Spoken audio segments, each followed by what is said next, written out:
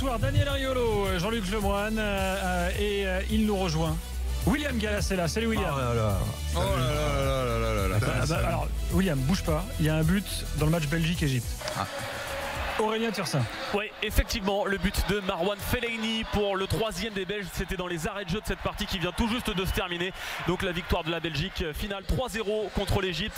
Une bonne équipe de Belgique sans trop en faire non plus. De l'autre côté, une Égypte quand même bien faible sans Mohamed Salah, qui selon les informations des journalistes égyptiens devrait bien être présent pour le premier match contre l'Uruguay. Il devrait retoucher le ballon la semaine prochaine, cette semaine ou la semaine au tout début de semaine prochaine. Donc il pourrait être là pour l'Uruguay. Merci Aurélien, bonne soirée. Bonne soirée. William, tu étais dans le studio d'à côté, tu enregistrais le vestiaire pour SFR Sport 1, émission culte. Il y a RMC Sport 1 maintenant, on peut commencer à le dire. RMC Sport 1, on peut commencer à le dire. Les noms ont changé. Bah quoi? Elle donne le vrai nom de la chaîne, quoi. Bah non, mais aujourd'hui c'est encore. Bon, bref. Et là, tu sors, et là tu te dis, bon, tiens, tu vois Jérôme là, qui parle, et là tu te dis, attends, mais comment ça, là, il faut que je vienne. Ouais, parce que je vois que le sujet c'est Naïsna. Et faut rappeler que tu étais dans ce fameux bus. J'étais dans ce fameux bus et j'ai pu entendre, on va dire, où j'ai lu les déclarations de Raymond Domenech qui a dit que après 8 ans, que Nicolas Anelka n'a pas dit ce genre de choses. Et il faut savoir que malheureusement, ce journal de l'équipe a écrit n'importe quoi, et pendant 8 ans, on en a pris plein la gueule. Toi, t'es dans le vestiaire, t'as pas entendu va te faire enculer, sale fils de pute. Mais je l'ai toujours dit. Je l'ai toujours dit. Chaque fois qu'on m'a posé la question, j'ai toujours dit que Nico n'avait jamais dit ça. Mais les journalistes ont insisté qu'il avait dit ça, et que là, on peut voir que Domenech a bien confirmé que c'était pas le cas. Et je trouve que t'aurais aimé qu'il le confirme il y a 8 ans. Non, mais il aurait pu, quand c'est sorti dans les journaux, il aurait pu faire un démenti. Et je pense que ça aurait pu éviter tout ce qui s'est passé par la suite. Et c'est ça qui est incroyable. C'est que pendant 8 ans, nous les joueurs, on en a pris plein dans le dos, quoi.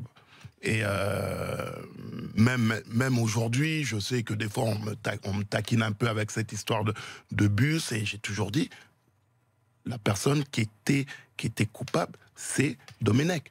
C'est lui qui a mis le bordel dans cette équipe. Et là, on peut le voir. Il a tort à 100%. Voilà. Mais bon, 8 ans après, c'est incroyable, quand même. Et je trouve ça que... Je sais pas, j'arrive pas à comprendre. Tu vois, comme quoi, tu as vu, quand je fais mes avis, c'est toujours la vérité. Alors, attends. Vous êtes pas seul autour de la table, donc faut... Déjà, moi, j'ai laissé parler, donc Jean-Luc, parce qu'après, moi... Jérôme disait que ça ressortait comme ça dans une interview. Il faut préciser quand même que c'est un documentaire sur les sélectionneurs. Tout à fait. Et donc, il y a Henri Michel, avant son décès, qui parle notamment de quand il s'est fait insulter par Cantona. Et c'est vrai que Domenech... il répond parce qu'on lui pose la question, surtout, il revient sur cette histoire. Après, je sais pas comment ça s'est passé, mais quand William dit que c'est lui qui a foutu le bordel, parce que honnêtement, moi je suis un peu novice là-dedans, en quoi toute la responsabilité lui revient? Dès le départ. Dès le départ, il n'a pas su gérer un groupe. Quand tu arrives, quand tu es en stage à Tignes, tu dis que Thierry Henry va pas être ton capitaine, et ça a été ton capitaine pendant tous les matchs de qualification. C'est-à-dire que là, tu te dis, attends, qu'est-ce qui se passe? En sachant que même si Thierry Henry avait joué très peu de matchs avec le Barça, si tu l'aurais bien géré, tu sais que ça aurait été sa dernière Coupe du Monde, et tu sais que... Ça, c'est sa première erreur. Pour moi, oui. C'est la première erreur. Et après, on a eu des réunions. En amont de cette erreur, il va le voir. Il déjà, va quand même le voir pour lui annoncer qu'il vient pas. Pour lui dire qu'il ne le prendra pas. Et puis dans l'avion, visiblement, il a perdu les baloches. Et quand il est arrivé sur place, il a dit bon, comment tu peux dire comment tu peux dire que tu prends pas un joueur comme Thierry Henry? Non, William, moi je suis pas, ça me regarde pas ce débat-là. Moi je te dis qu'en amont de ça, il monte dans l'avion avec l'idée de lui dire je te prends pas, et il atterrit en lui disant je te prends. Mais simplement d'avoir cette idée-là. Donc là, il se coupe de Thierry Henry en lui enlevant le brassard. Ok. D'avoir cette idée-là, c'est déjà une erreur. Non, mais ça, moi, je reviens pas sur ce choix-là. Parce que nous, on a quand même fait une réunion avec lui. On voulait avoir une réunion avec lui pour qu'il y ait certaines choses qui changent. On a fait cette réunion. Il nous a dit, OK, il y a certaines choses qui vont changer. Quoi, concrètement, vous vous demandiez quoi? C'est par rapport, j'ai plus en tête. C'était peut-être par rapport aux séances d'entraînement, au mode de fonctionnement, voilà, comme ça arrive souvent. Plus d'échanges. Sur le coup, il nous a dit oui, ça va changer.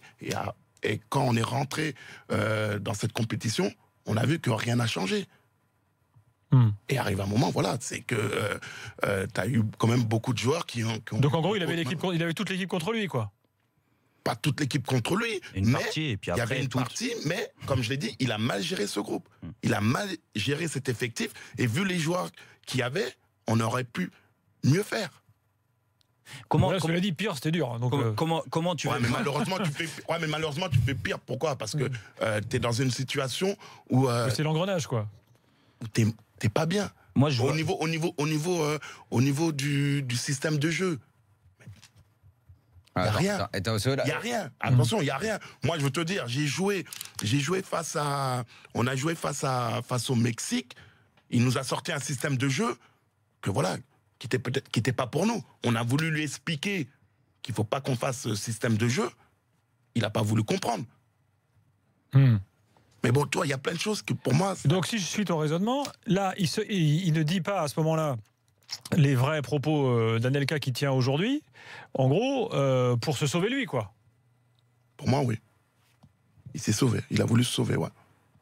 Bon. Alors attends, Daniel. parce que là, on va engendrer, parce que c'est absolument pas prévu ce qui est en train de se passer, et je pense qu'on va engendrer beaucoup de frustration, c'est ceux qui nous écoutent, et beaucoup de questions qu'ils ont envie de poser. Bon, alors... revenir sur ses responsabilités, je pense, même moi en faisant un voyage dans le temps de 8 ans, je pense que je dois être la personne qui a le plus dit à quel point il était grandement responsable de tout le fiasco. Maintenant, toi, tu bosses avec lui déjà en 2006. Moi, je bosse avec lui depuis... Non, avant 2006. Avant, mais 2006. Avec les espoirs, je bosse avec lui. Ouais. Voilà, donc tu le connais depuis très longtemps. Et en 2006, vous allez en finale de la Coupe du Monde. Oui, mais bon, on est allé en finale. Je peux te dire que si on est allé en finale, c'est plus les joueurs qui ont fait qu'on soit parti en finale. Ça, moi, je l'ai dit des millions de fois. À chaque fois, des gens doutent un petit peu de mes infos à ce sujet. Je l'ai dit 1000 fois. Donc, tu confirmes donc ce que je disais pendant longtemps. Et comme tu es un joueur qui était à l'intérieur, ça me fait plaisir. Maintenant, arrivons aux faits. Donc, le mec, il n'a pas dit la bonne phrase, il n'a pas dit ceci, cela. Je comprends que ça vous touche, je comprends que ça touche Jérôme. Moi aussi, ça m'aurait emmerdé à votre place. Derrière ça s'enchaîne toute l'affaire. C'est quand même sorti dans le journal de l'Équipe, qui n'en est pas à sa première boulette. Hein. Non, mais là, c'est grave, parce que là, c'est carrément le gros titre. Bien sûr qu'elle est grave. Ouais, c'est ça. Bien sûr que c'est grave.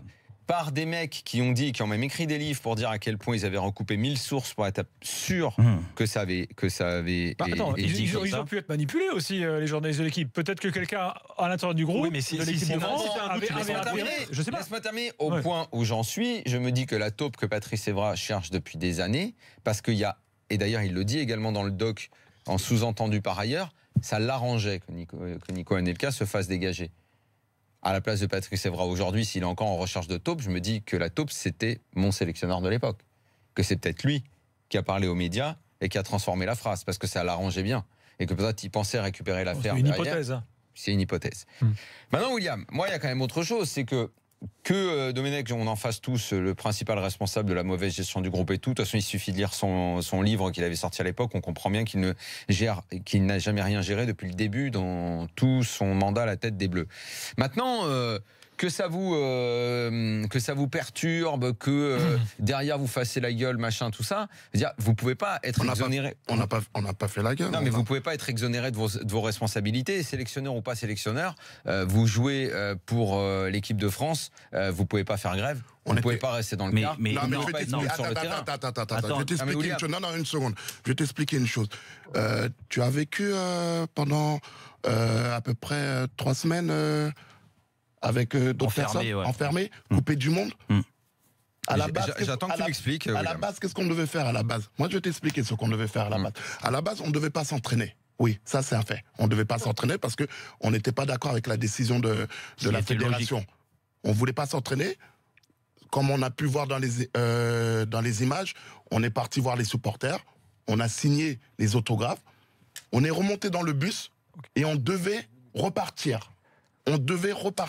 C'est-à-dire que si le bus repart, il n'y a pas de souci. Il n'y a pas de souci, tu n'as pas tout ce problème. Le problème qui s'est passé, c'est que quand on est remonté dans le bus, le sélectionneur n'a pas voulu que le bus parte. Il a demandé au chauffeur de quitter le bus. C'est-à-dire qu'on n'avait pas de chauffeur. Comment tu fais? Et là, c'est pour ça que je te dis, c'est de sa faute. Donc c'est quelque chose qu'à un moment, vous êtes pris dans un engrenage que vous ne pouvez absolument plus contrôler. On peut plus contrôler. Mais pourquoi Mais c'est marrant, William, parce que toi tu dis, et je comprends. Oui, mais moi je connais pas avec le permis poids lourd. Attends, William, je comprends, tu dis. c'est-à-dire que tu voulais que je prenne le. Non, mais tu dis, William, tu dis 8 ans après. Attends, Jérôme, s'il te plaît. Il nous reste 40 secondes parce qu'après William, il y a le vestiaire. Tu dis 8 ans après, Domenech parle et tout, machin. Mais il faut quand même savoir que pendant des années, on a attendu que vous parliez. Mais vous n'avez jamais parlé, William. Moi, j'ai parlé. Moi, j'ai toujours parlé. On m'a jamais invité. Mais tu plaisantes, William. Tu m'as invité ici Non, tu m'as jamais invité. On n'avait pas parce que tout le monde nous disait, c'est même pas la peine de vous m'avez jamais invité. Mais tu sais ce que m'a dit. Attends, tu sais ce que m'a dit. Tu sais ce que m'a dit. Attends, laisse-moi dire. Mais vous qui avez tous les numéros des joueurs, William, tu m'as jamais appelé pour me demander de venir ici. Je vais te dire pourquoi. Moi, je me suis toujours expliqué. Je vais te dire pourquoi. Je vais pas dire son nom avant de lui demander l'autorisation. Un champion de 98. De qui tu es proche, je lui ai dit mais putain mais c'est quand même incroyable que pourquoi vous n'avez jamais demandé ce qui s'est passé réellement machin. Et il m'a dit on peut même pas aborder le sujet avec eux, ils veulent pas en parler. Donc j'ai même pas osé venir vers toi pour t'en parler et pour te demander de venir là. En fait, si t'en parlais pas à un ami, je me suis dit il en parlera à personne. Ouais, mais il y a combien de joueurs? T'as 23 joueurs. Moi personne. Non mais sauf que toi t'es là. Toi t'es là, t'es à portée de main pour nous. Ouais mais avant. Mais je vais pas aller voir les autres. Moi t'es là à côté. Moi on m'a toujours dit n'évoque même pas ce sujet devant lui. Merci. Bon, en tout cas, c'est bien. Finalement, on en apprend ce soir. Tu vois, mais c'est l'histoire que personne n'a raconté cette histoire. Pourquoi vous la racontez pas l'histoire? Pourquoi je vous fais peur comme ça? Mais non, la question est pas que tu fais peur, mais si on te dit tu veux pas en parler. On ne parle pas de On n'a jamais fait un peu plus parler. Attends, on n'a jamais personne. Tu penses que j'allais débarquer comme ça sur un plateau et dire moi je veux prendre la parole? Mais là c'est de la frustration. Là maintenant il faut que tu continues. Il faut que tu sois. Il faut que tu racontes tout. Dans le vestiaire. Il faut qu'on sache tout maintenant. Mais j'ai raconté. Mais il faut qu'on sache tout. On y va. Non, on n'en a pas assez. Maintenant on veut savoir plus. Maintenant on continue le débat dans quelques instants. Stop. William dans le vestiaire. Jérôme Bretagne dans l'after avec Jean-Luc Lemoyne et Daniel Riolo tout de suite.